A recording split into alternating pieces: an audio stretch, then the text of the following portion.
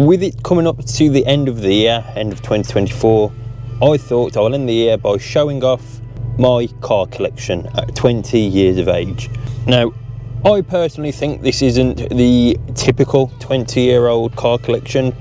Not many 20-year-olds have more than one car regardless, let alone 3. It's been one crazy year. This is the year I started doing YouTube and giving it a crack, and I must say, I didn't expect to have grown as much as I have grown this year. I generally thought I was going to hit 6 months and just still be in roughly the same place as I started. I've done pretty well, I think, to say so myself. I've done really well. I'm going to take these cars up to the work now. One of them's already up there because it just sits there, doesn't get driven. Very rarely, very occasionally. But for the GT4 and the Scirocco, I have to take up there. So the first car I actually want to go over is the most recent one that we picked up, and that is obviously my Toyota Celica GT4. Especially with the GT4 and the Scirocco, when we bought them we had to do certain stuff to it. Obviously we bought this GT4 as a project. The Scirocco we bought as a bit of a project as well.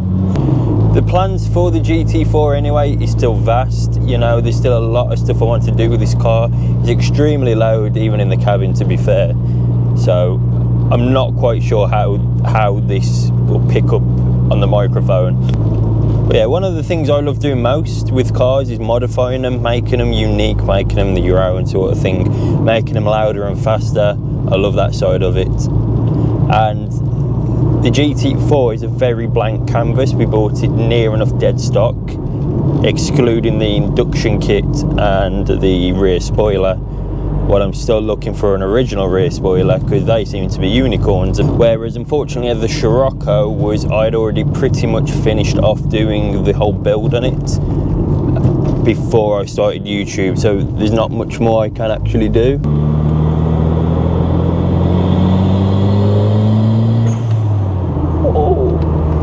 I do love this car. I love it so much. It's so unique. Whenever you have the windows down and you're driving past, you'll just hear a little kid screaming, Supra, Supra. Not yet. The Supra will come in time, I guess. Not many people really know about the Celicas as a whole. I feel as though the MR2s, I'm a lot more of a lot more people know about the MR2s than they do the Celicas. So here we have it anyway, the Gen 6 ST205 Toyota Celica GT4 import. Now the front number plate did fall off, so it's just wedged in there. It fell off on the way here. It is what it is. I need to get it fixed. There are the fixing screws there, so I've just got to put that on.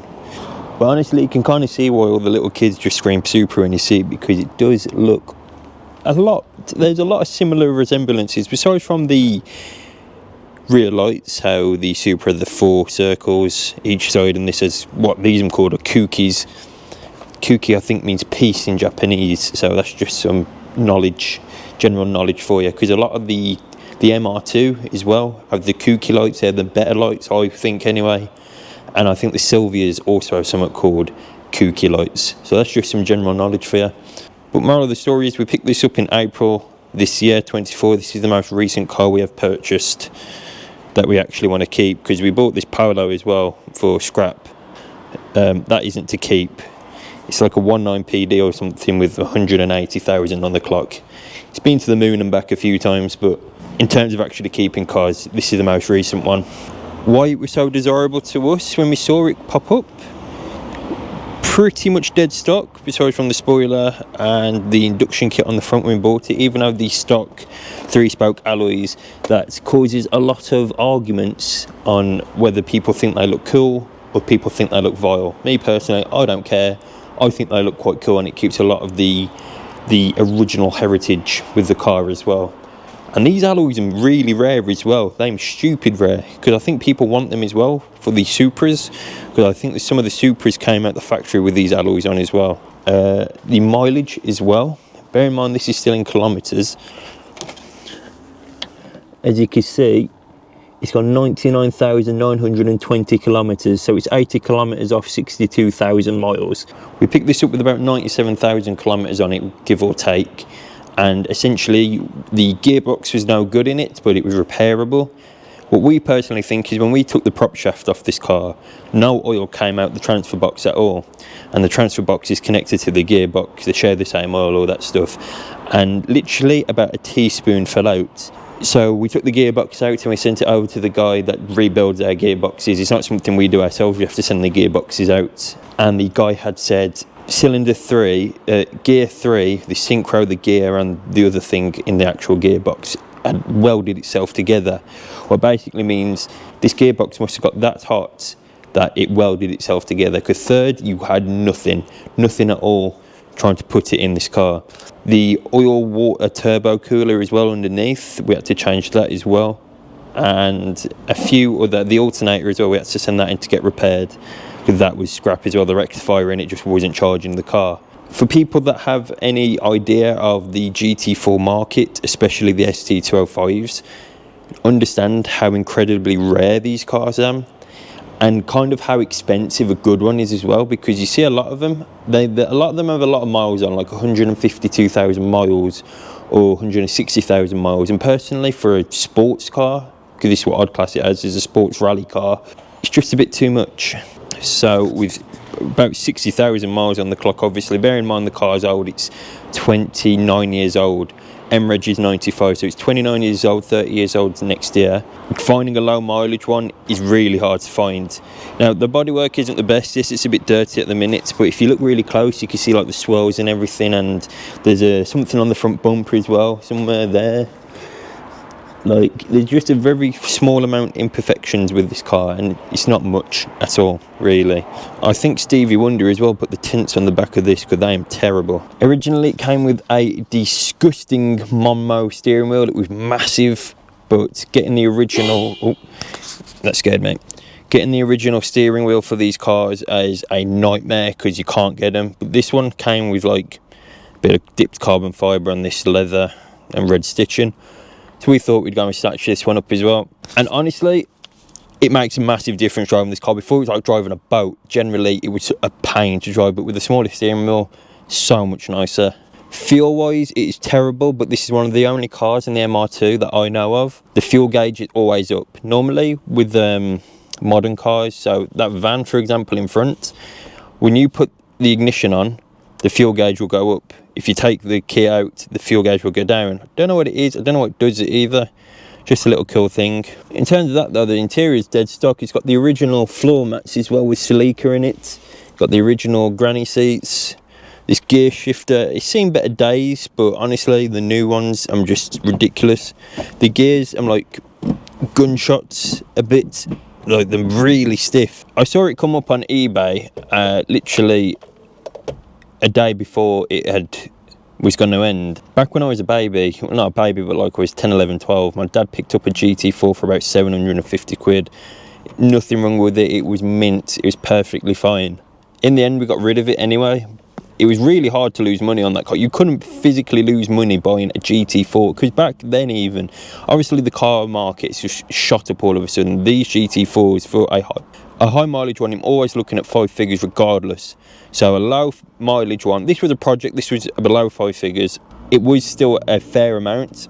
Now, the two things that I have done to modify this car is a HKS blow-off valve, what was generally one of the easiest installs I think you can do to the car for the best sound. It already came with a HKS induction kit, but ideally I would like to get rid of the silicone and replace it with full stainless steel. Yes, it will get really hot, but it sounds unreal with stainless steel. There was a video on like an S13 or something back, it's still going around because I saw it the other day on Facebook, but it basically just shows all the different metals and induction materials you can use, and rubber sounds the worst. I think titanium, if off the top of my head, I think titanium was the best, but titanium's the most expensive. So, and we fitted a new downpipe. That was stainless steel before, and it was a nice, you know, silver colour. Now it's golden. That's heat, that is. That, and the alternator pipe didn't fit back on either, but it's in the car somewhere. As you can see as well, it's generally a clean, tidy car. It was very unmolested as well, and it still kind of is. Generally, there's no rust either underneath. The only bit of rust I could see that there, and I can live with that, like the bars and everything, I'm fine, the body's fine. But I'll tell you one thing that I imagine other people have experienced working on a GT4 engine is how hot they get. they get ridiculously hot. We've also done the cam belt on it as well, they're not fun. We've done everything to this car to make sure it's, you know, going to drive and not blow up. We've done everything to recommission this car really. We'd like to do stuff with the bodywork, just polish it up, get the swirls out, get that paint 1010, you know, like get something to be proud of. But that is my ST205 Gen 6 Toyota Celica GT4. I'm going to go home and grab the Scirocco. I'm going to come back up here and I'm going to show you the other two cars as well.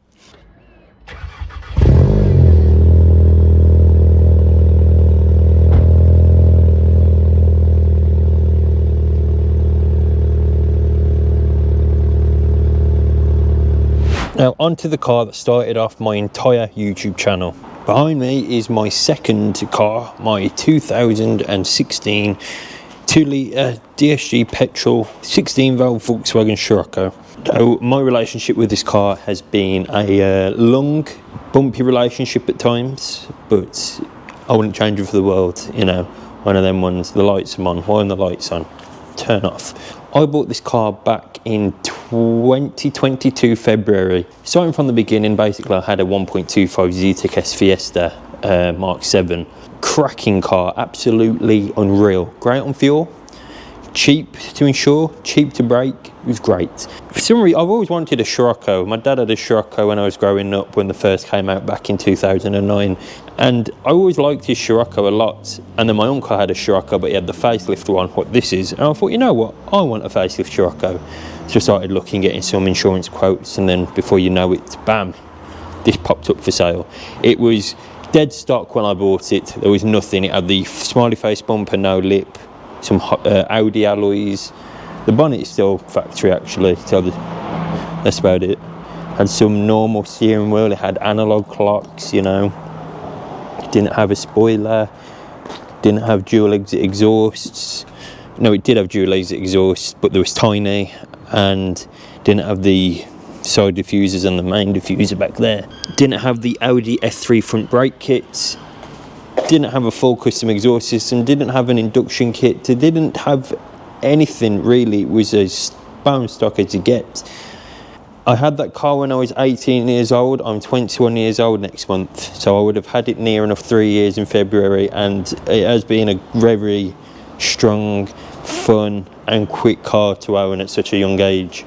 I wanted to get into the 2-litre turbo mark as quick as possible really, but I was really stuck between this and a 6C Polo GTI, the 1.8 turbo one, but generally insurance for the Polos was horrible, and in all fairness I think the Sciroccos are a lot more unique, and them actually are a bit faster as well, to be honest. I've driven a Polo GTI, compared to this is a lot. You can feel the difference in it, and plus because it's got GTI on the name on the Polos, the insurance is 4 times as much. This wasn't.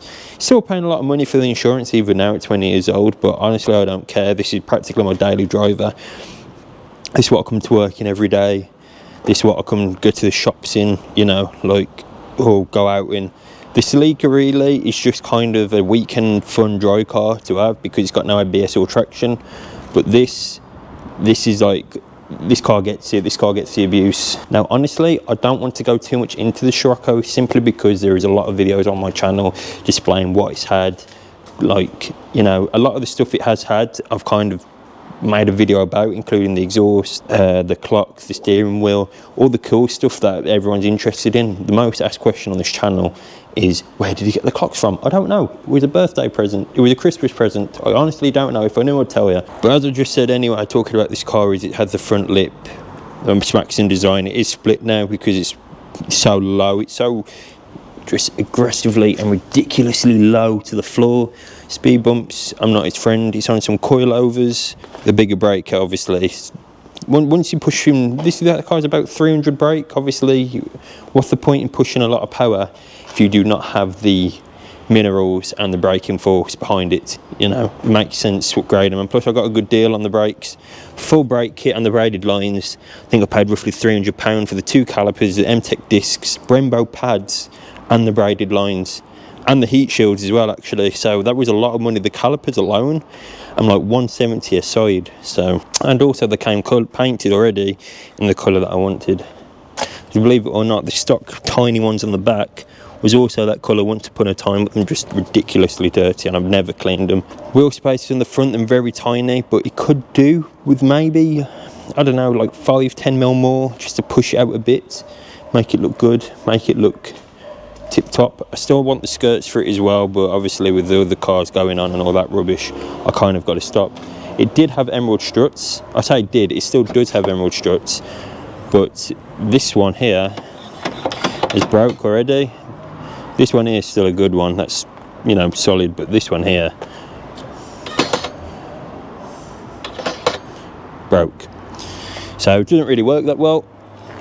But you could buy emerald struts for not too much. They're not too expensive, and when they do work, they are pretty cool. It's an automatic boot strut if you're not familiar with what it is. But yeah, this car, you know, it's been with me for like as long as I've been driving. I passed my test 2021 September 4th, late February, so 6 months I had the Fiesta 4 and then bought this. Would I do it again if I could redo it? Probably not, strictly because of the money side of it. You know, like it's really expensive, that's all I can say. It's ridiculously expensive to insure this car at such a young age. Put the fuel in it, the tax, the repairs, because the water pumps, I say this every video about the Scirocco, the water pumps on the EA888 engines, the external ones, are made out of chocolate fingers, because they are rubbish. I've had 2 of them on, they're horrible to fit, and then about £300 each. And if you go to TPS, what's Volkswagen Audi's main dealer, it's like 500 quid for the water pump, and it's ridiculous, man. It's so ridiculous. The same with the steering wheel as well, and the clocks. If you want these fitting, let us know, we can fit them for you. And the paddles as well. The paddles, diversion paddles, I'm like, so much nicer and them bigger as well. But honestly, there's not much to say about this car, except from this is the car that really started off my YouTube journey. For some reason last Christmas, I sat there and thought, I'd like to document my car. So my dad bought me a GoPro for Christmas, what I'm using to record now, and I haven't stopped since, a year later. So last, but certainly not least, I can't pull this one out because the battery's dead and I've locked the key somewhere else, but is the 1990 Toyota MR2 Turbo import.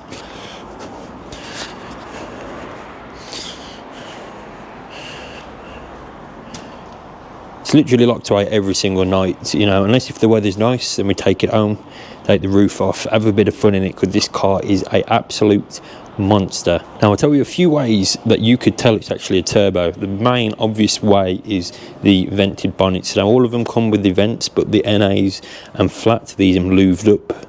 That's one way, and 99% of the time every turbo owner has to have twin cam 16 turbo on the side. That's just 2 very quick ways to tell if it's a turbo, because the difference between a turbo and an NA are ridiculous, man. We had an NA MR2 in not long ago, we drove it. It's, yes, them cool cars, don't get me wrong, but when you've driven a turbo and you have the turbo right behind you, because the engines are on the back on these and not on the front like the GT4, it shared the same 3S GT engine anyway. It's just, it makes you smile. If you're not smiling when you're driving this car, you've got something wrong with it, seriously. It's just incredible.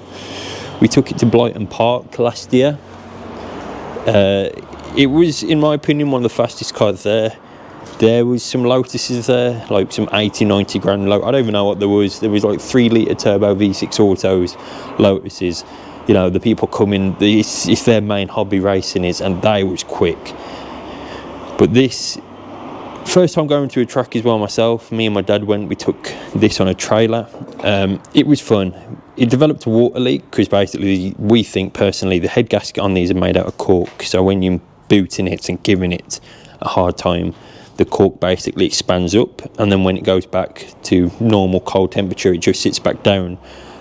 That's what we think anyway. You can change it for like a normal head gasket, what we will have to do eventually, because it is a bit annoying, because it happens all the time. It's constant water leak when you give it some. Now it's really dark in this car. I don't have anything, I don't have a torch or anything on me, but basically the stereo's been ripped out. He's going to put the new one in. We haven't got around to do it because you have to start welding the plates together so it fits. This gear stick isn't all shambolic like the GT4's one. That's a quite nice one, and the gears in it as well are a lot nicer to go into. This is a proper, the MR2 stands for mid-engine rear-wheel drive two-seater, and it's what they technically brought out as well to be their race car as well, Toyota. And it was a race car. There's no convenience in this car for you at all. The cab's quite small, to say the least. It's a two-seater. These are the GT seats, half leather, half Alcantara. They're so nice and comfy. Same with the door cards as well. Half Alcantara, half leather. You've got two lots of storage compartments. One here that you could fit nothing in, and you've got a glove box there that you can fit a bit more in. You have a frunk where the engine's meant to be on a normal car. That's a boot essentially, and then behind the boot as well. You have another one anyway, so it's you do have space. You can't really do airport runs in it, but if you wanted to go to Tesco and grab some groceries or whatever, you'll be fine, as long as it's not a massive shop. Now this is a G-Reg, meaning it's a Rev 1. There's 5 different revolutions of the SW20 MR2. This was the very first one. Basically it's got a very thin anti-roll bar on the front, and in the dry it just snaps on you. Even in the wet, is so scary driving this car. We drove back from Japfest last year and it started raining on me, and I didn't want to do anything wrong because it would have snapped out on me and I would have destroyed the poor thing. This car's been in our family for years now. It was back when I was a kid. It was in our family. I've done a whole dedicated video to this car regardless. I'll leave that link in the description, obviously, to the playlist. I haven't done much on this car because it rarely goes out. I think it's been driven. I've driven it twice this year, 3 times this year. One wasn't too long ago, and the other 2 was to football and back. So it was about an hour drive each way. The very fine line between the MR2 and the Celica. Yes, they share the same engine. Yes, they're both death traps. But this, you kind of know it wants to kill you. Whereas the GT4, it's got 4-wheel drive. However, it's got no traction control or ABS because it's an M reg. I believe on the L regs, what 96 did have ABS and traction. So even that still kicks out on you on roundabouts if it's a bit wet. But this, it will kick out on you in the dry. So, you know, there's a fine line between the two cars. You know, you kind of know what you're capable of driving this car because it's just silly. The Scirocco is 300 brake. This is apparently 300 brake. I think it's a bit less than 300 brake. I think this is 280. My dad was in this, I was in the Scirocco. We both gave it some, and this left the Scirocco for dead. The Scirocco, in my opinion, is one of the quickest cars I've driven for that category, the 2-litre turbo category. But this car, I promise, it's just... I can't describe this car. It makes me just... Oh. Back in 1990 as well, because the GT4 has it. It has auto-retracting wing mirrors as well, what I always put on, so nobody bumps into it and breaks them off. The issue with these cars is the fact that I'm getting a lot rarer, and the parts for them are getting a lot harder and more expensive to find. So you kind of got to always keep that into consideration if you're ever thinking about buying a MR2 or GT4. The 3S GT engine is the hardest engine I've ever worked on in my life. I watched a Toyota specialist over in America, and he said the 3S GT was the hardest engine he's ever done, and that was when I was fitting the downpipe to the GT4 when I saw this. I believe this has done a mix. It's done 87,000 kilometres, mix of kilometres and miles. The odometer reads 87,000. However, I generally believe that this car has done roughly around 50,000 miles. Probably even less. What for a 34-year-old G-Reg MR2 Turbo is nothing. I promise you that is so low. That's one of the lowest in the world. It's got to be. I know there's one for sale at the minute. It was about 26 on. I can't talk whenever I talk about this car because I just run out of breath. I get so excited talking about this car. I honestly don't think people understand it until they've been in it. It's like you look at it and you think, yeah, it looks sick, and then you're in it and you think, yeah, this is definitely sick. So one of them ones. It's even got the original window screening that my dad told me the other day. I don't think you can see it on the camera, but there's 2 lines going down. That's original 35 years ago. It's got all the Japanese writing, same as the GT4 all over it. The Japanese writing's beautiful. The heart and soul of this car is that it looks a bit different to the GT4's one. It doesn't have a big massive intercooler at the top. This is what I kind of mean about the big stainless steel induction pipe though, because you've got the big massive cone down there and the pipe down there, Essentially all that's different is the fact that it wasn't turned around or anything, it was just picked up from the front and just moved to the back and placed in, making it a lot harder to work on. But besides from that, it's near enough identical. You know, some of the wires on the radiators are a little bit different obviously, but the actual engine itself is the exact same engine. This has got a CT20 turbo on it as well, which is a tiny bit smaller than the CT26, but basically means this spills up so much quicker. It's just, as I said when I was talking about the GT4, this car, any gear, any rev, it's like, let's go. The GT4's got to think about it a little bit, and then it's like, we'll go.